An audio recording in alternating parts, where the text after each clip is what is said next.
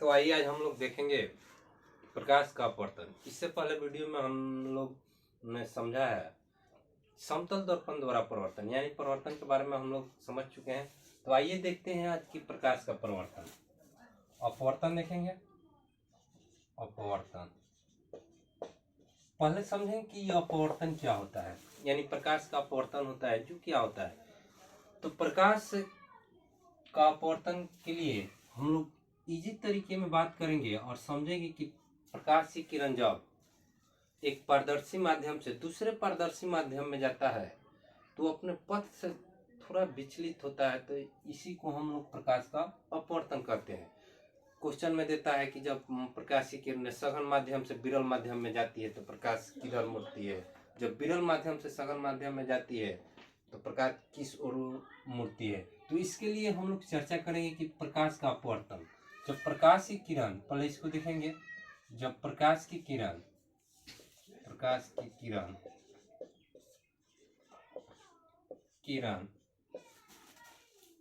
एक पारदर्शी माध्यम से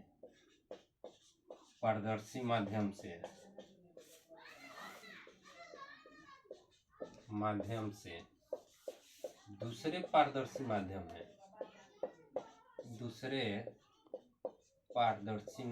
में पहुंचती है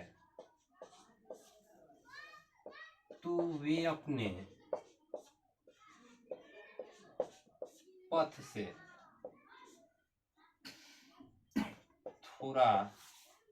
से थोड़ा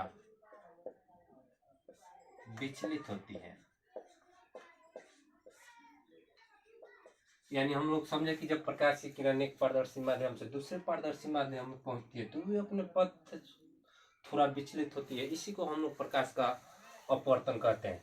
तो देखेंगे, क्वेश्चन पूछ देता है कि प्रकाश की किरण जब सघन माध्यम से विरल माध्यम में जाती है, जब प्रकाश की किरण विरल माध्यम से सघन माध्यम में जाती है, इसी क्वेश्चन पूछ लिया जाता है। बहुत ही हम लोग का अजीब लगता है। तो पहले इसको समझेंगे कि जब प्रकाश की किरण एक पारदर्शी माध्यम से, तो देखिए जैसे कि ये प्रकाश हुआ,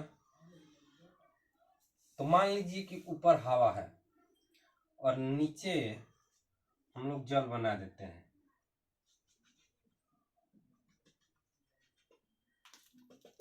यानी हम लोग जानते हैं कि हवा की अपेक्षा जल का घनत्व अधिक होता है, यानी डेंसिटी अधिक होती है। मान लें कि ये प्रकाश हुई, हवा से आ रही है प्रकाश, ठीक है।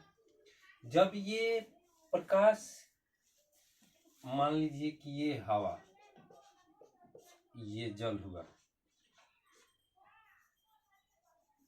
इसको जल मान लेते हैं। तो आइए इसको पहले समझते हैं। जब प्रकाश की किरण हवा से जल में जाता है तो क्या होता है। तो जानते हैं कि हवा का डेंसिटी कम होता है जल की अपेक्षा। तो ये काल्पनिक अभिलंब खींचते हैं यहाँ पे, तो देखेंगे प्रकाश को हम लोग को इस दिशा में जाना चाहिए, सीधी दिशा में जाना चाहिए। ये जो अभिलंब हुआ है एक ही बिंदु पर होना चाहिए।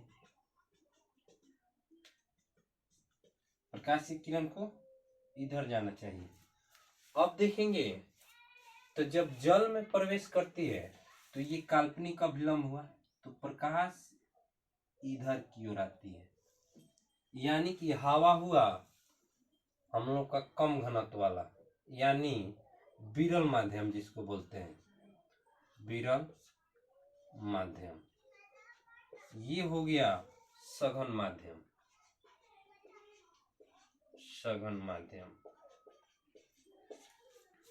तो हम लोग देखें कि प्रकाश के अपवर्तन के बारे में। जब प्रकाश की किरण एक पारदर्शी माध्यम से दूसरे पारदर्शी माध्यम में जा रही है तो अपने पथ, ये हुआ, पथ से विचलित हो रही है, इसी को हम लोग प्रकाश का अपवर्तन कहते हैं। तो प्रकाश के अपवर्तन में जाने की विरल माध्यम से जब प्रकाश की किरण सघन माध्यम में आ रही है तो ये अभिलंब की ओर झुक जा रही है। क्या हो रही है? अभिलंब की ओर झुक जा रही है। तो यहाँ से एक क्वेश्चन पूछता है, जब प्रकाश की किरण विरल माध्यम से सघन माध्यम में जाती है तो वो अभिलंब से किस ओर जाती है। तो याद रखेंगे कि अभिलंब की ओर झुक जाती है। और एक देखेंगे एक और फिगर यहाँ पे बना लेते हैं। देखिएगा, ये प्रकाश की किरण, मान लीजिए कि ये जल हुआ,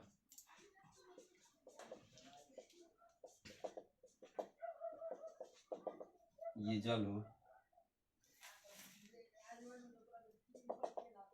अब इसको हवा में जाना है, मान लीजिए कि हवा का घनत्व कम है, तो देखिएगा प्रकाश को हम लोग को यहाँ जाना चाहिए, यानी सीधी रेखा में प्रकाश को जाना चाहिए। ये एक काल्पनिक अभिलंब खींच देते हैं, तो ये क्या होता है, प्रकाश को इस तरफ जाना चाहिए सीधी रेखा में, ठीक है। तो ये हुआ हम लोगों का जल, ये हुआ जल और ये हुआ हवा, तो इसको विरल माध्यम बोलते हैं, विरल माध्यम। और ये हुआ सघन माध्यम, सघन माध्यम। तो एक बात देखिए कि हम लोग विरल माध्यम से सघन माध्यम की ओर जा रहे हैं, तो प्रकाश की किरण अभिलंब की ओर झुकती है, और जब प्रकाश की किरण सघन माध्यम से विरल माध्यम यानी अधिक घनत्व से कम घनत्व की ओर जाएगी, तो ये अभिलंब से दूर भागती है। प्रकाश को इधर जाना चाहिए, तो ये प्रकाश की किरणें इधर की ओर भागेगी, उसका प्रकाश की किरण इधर की ओर भागेगी, ठीक है। तो याद रखिएगा, यहाँ से वो दो क्वेश्चन पूछता है कि जब प्रकाश की किरण सघन माध्यम से विरल माध्यम में जाती है तो क्या होगा, अभिलंब ये है तो अभिलंब से दूर भाग रहा है, और इसमें देखिए कि जब विरल माध्यम से सघन माध्यम में आ रही है तो प्रकाश की किरण कहाँ आया, अभिलंब की ओर आता है। तो ये क्या हुआ हो रहा है, जब कम घनत्व की ओर जा रहा है तो अभिलंब से दूर भाग रहा है, और अधिक घनत्व में ढुक रहा है तो अभिलंब से कितना नजदीक आ रहा है, ठीक है। तो इतना बात हम लोग समझे, और देखेंगे कि प्रकाश के अपवर्तन से क्वेश्चन किस तरह से पूछे जाते हैं, उसको उसके बारे में हम लोग चर्चा करेंगे। आइए, तो प्रकाश के अपवर्तन से क्वेश्चन जो पूछता है, तो जहां भी एक ट्रिक मैं बता रहा हूं आप लोगों को, अवश्य देखिएगा और इसको समझिएगा।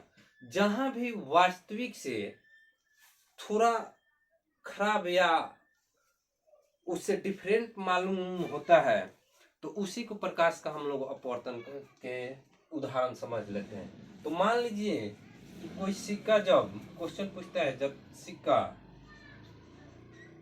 सिक्का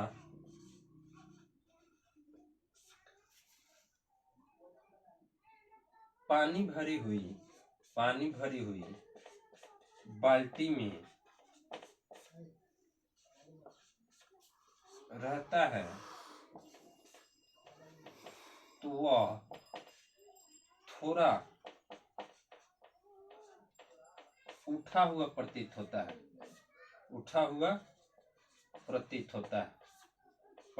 है, तो याद रखेंगे, जब सिक्का पानी भरी हुई बाल्टी में रहता है तो थोड़ा ऊपर हुआ उठा हुआ प्रतीत होता है, यानी ऊपर दिखाई देता है। जैसे कि मछली को देखते हैं कि जब मछली तालाब में यानी जल में तैर रही होती है, तो वो अपने वास्तविक गहराई से थोड़ा ऊपर की ओर उठी हुई प्रतीत होती है। तो ये प्रकाश का अपवर्तन होता है। जैसे कोई छड़ी ले ले और उसको जल में रखा जाता है तो वो टेढ़ी दिखाई देती है, यानी जो अपने मूल रूप से कुछ अजूबा दिखाई देता है, अजूबा क्या माने, उसके ढांचा में कुछ परिवर्तन दिखाई देता है, उसी को प्रकाश के अपवर्तन का उदाहरण मानते हैं हम लोग। जैसे जब सिक्का पानी में भरी बाल्टी में रहता है तो थोड़ा ऊपर, वह तल में रहता है लेकिन थोड़ा ऊपर हुआ दिखाई देता है, तो उसका वास्तविक से उल्टा प्रतीत हो रहा है। तो उसमें वास्तविक से जब उल्टा प्रतीत होगा तो उसी को हम प्रकाश का अपवर्तन मानते हैं। उसका उदाहरण एक हुआ, और एक दूसरा उदाहरण हुआ।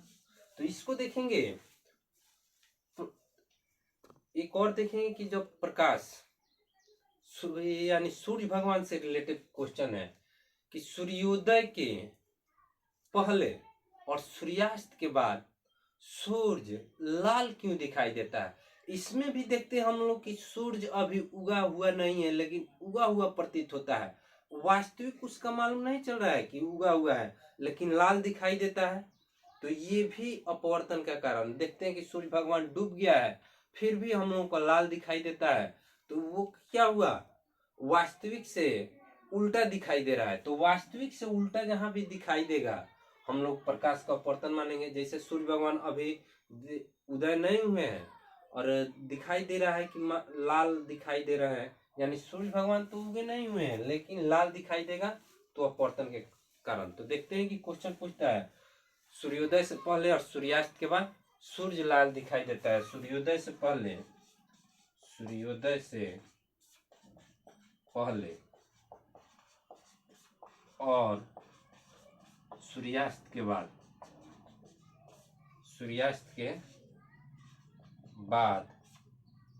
सूर्य लाल दिखाई देते हैं।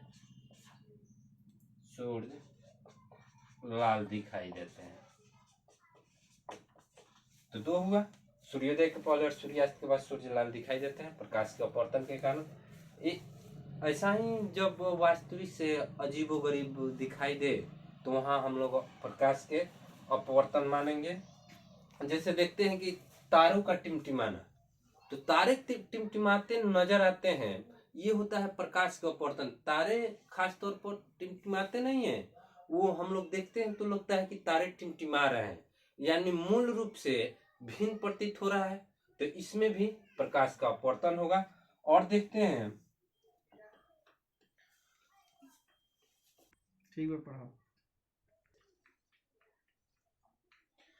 तो सूर्योदय से पहले और सूर्यास्त के बाद सूर्य लाल दिखाई देता है। और देखेंगे कि अपवर्तन के नियम, अपवर्तन के दो नियम होते हैं। देखिएगा ये जो फिगर बनाए हैं इसी को समझ लीजिएगा, अपवर्तन का नियम मालूम चल जाएगा। मान लीजिए ये आपतित किरण हुआ, एक अभिलंब डाले हुए हैं तथा अपवर्तित किरण ये हुआ, प्रकाश की किरण को इधर जाना था लेकिन ये घूम कर आ गई, तो इसको अपवर्तित किरण बोलते हैं। अपवर्तित किरण, तो ये अपवर्तित किरण हुआ, ये अपवर्तित किरण, ये आ रही है तो आपतित किरण। आइए अभिलंब जानते हैं। तो आपतित किरण और अपवर्तित किरण और अभिलंब तीनों एक ही तल में होना चाहिए। एक बात देखिए, नियम देखिए, आपतित किरण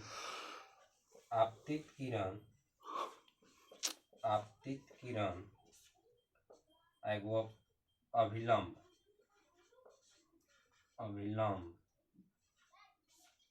और अपवर्तित किरण क्या होना चाहिए, तीनों एक ही तल में होना चाहिए। आपतित किरण, अभिलंब और अपवर्तित किरण, ये तीनों एक ही तल में है कि नहीं, तो तीनों एक ही तल में होना चाहिए। दूसरा पूछता है, दूसरा पूछ देगा कि नहीं दो माध्यमों के लिए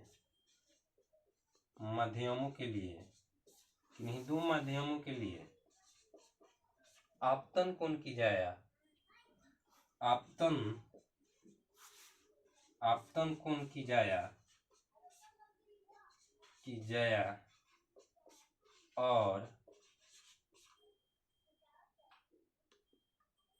और अपवर्तन कोण की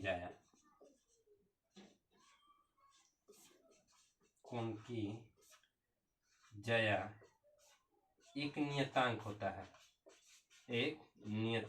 है। तो देखिए, आपतित किरण, अभिलंब और अपवर्तित किरण तीनों एक ही तल में होना चाहिए। किन्हीं दो माध्यमों के लिए आपतन कोण की जाया और प्रवर्तन कोण की जाया एक नियतांक होता है। इसके लिए जानते हैं अपवर्तनांक यानी साइन आई बटा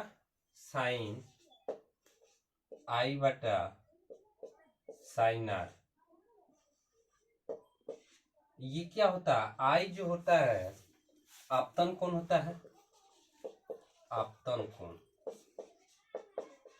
साइन आई यानी आपतन कोण, आर यानी साइन आर माने अपवर्तन कोण।